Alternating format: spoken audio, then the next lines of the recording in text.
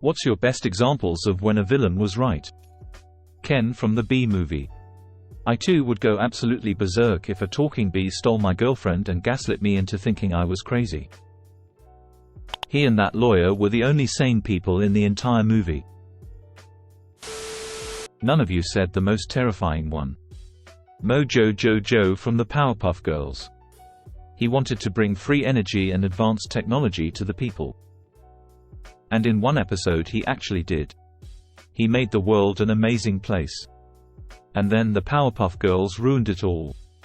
Yeah, but that time he destroyed Townsville because the hobby shop didn't have the product he was looking for.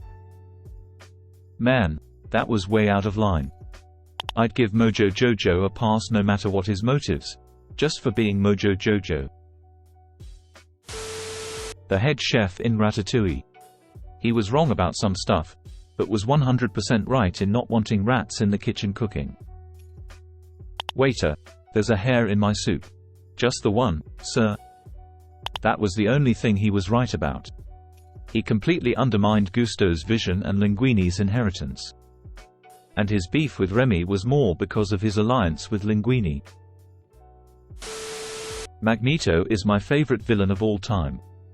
Every time his motives are brought to light I get that, yeah, I kinda get it, moment. A lot of the time he starts out with a good point about discrimination, social classes, and ends up swinging too far towards ethnic cleansing non-mutants. Shere Khan from The Jungle Book, the 2016 live-action version.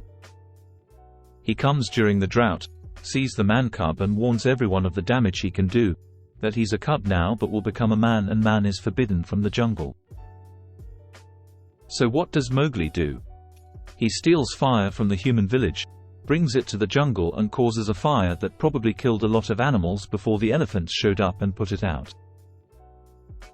I like how he's a businessman in Tailspin. Zemo in Captain America: Civil War. My father lived outside the city. I thought we would be safe there. My son was excited. He could see the Iron Man from the car window. I told my wife, don't worry. They're fighting in the city.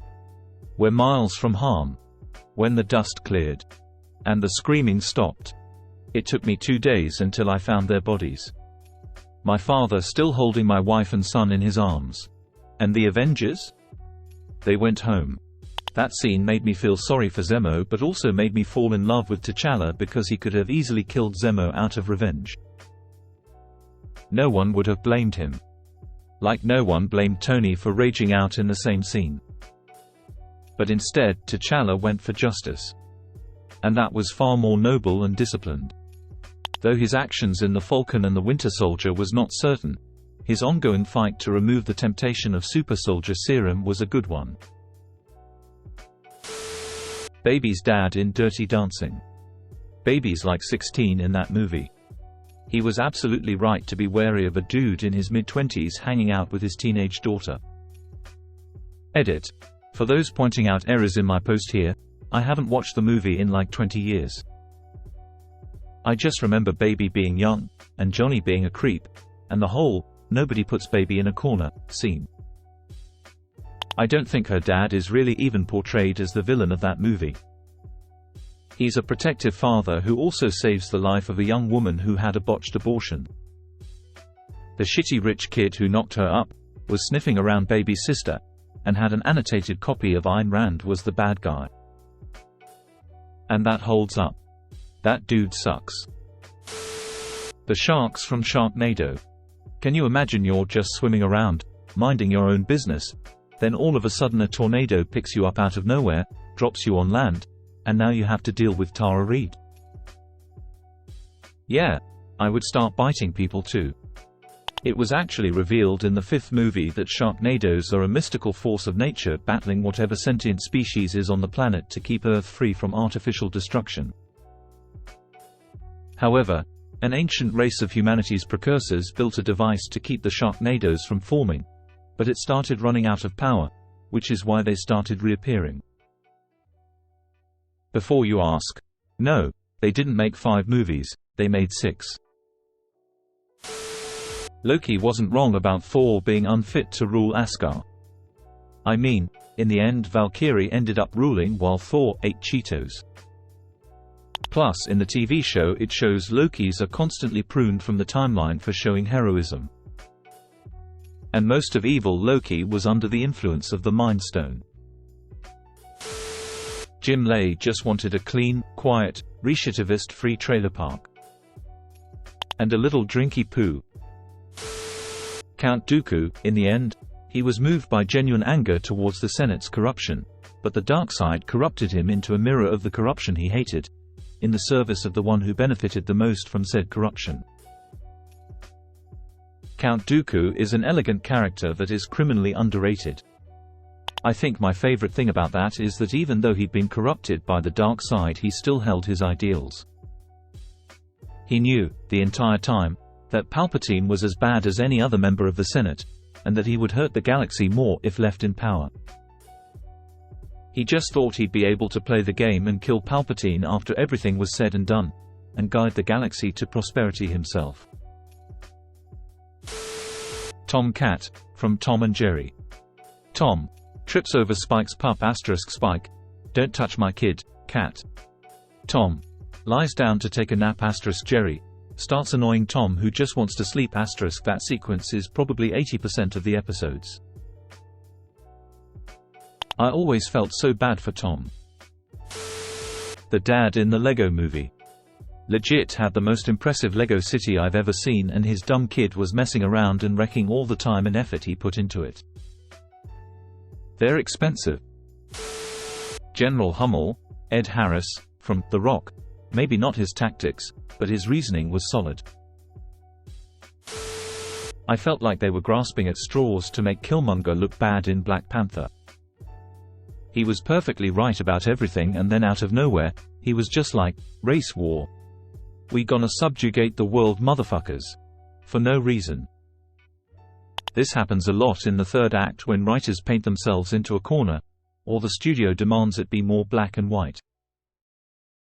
The Riddler goes from killing corrupt politicians and dirty cops to trying to drown the working-class neighborhoods with a flood, and has his cosplay army shoot random people.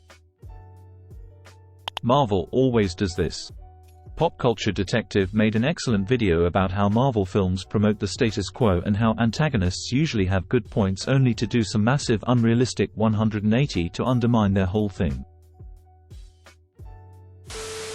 Pagan Min * from Far Cry 4. The country wasn't perfect, but by the time the protagonist rips through, no matter if they help the traditional male rebel or the modernist female rebel, things are just as bad, or worse, than before. The modernist lady turns the country into a giant opium farm, destroys the local traditional culture, and deports a teenage girl to ensure she doesn't get unseated herself. The traditionalist man, while not growing drugs anymore, still leaves the country really poor and forces everyone back into the most extreme portions of the local culture, religion.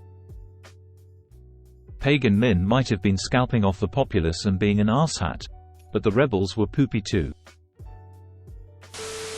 Where's my goddamned electric car, Bruce? The Harley Quinn show is phenomenal.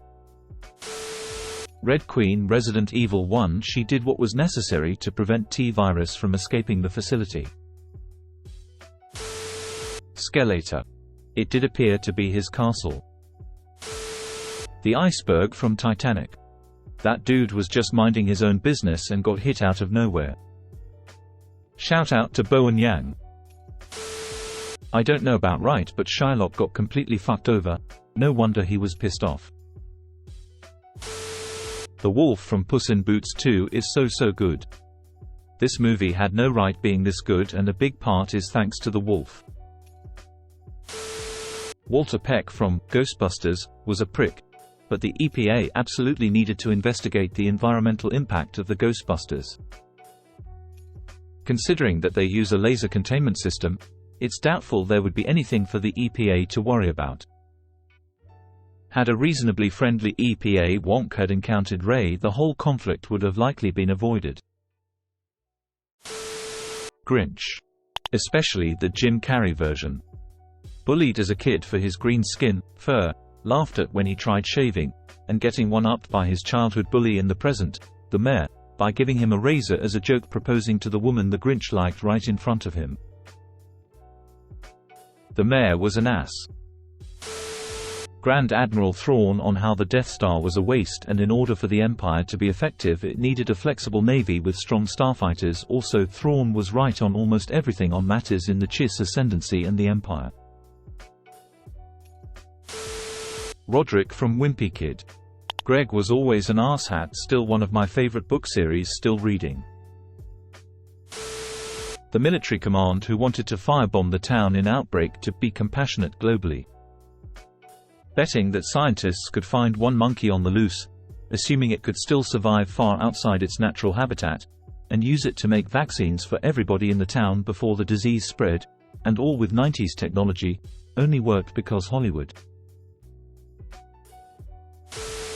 Mr. Crocker from Fairly Odd Parents.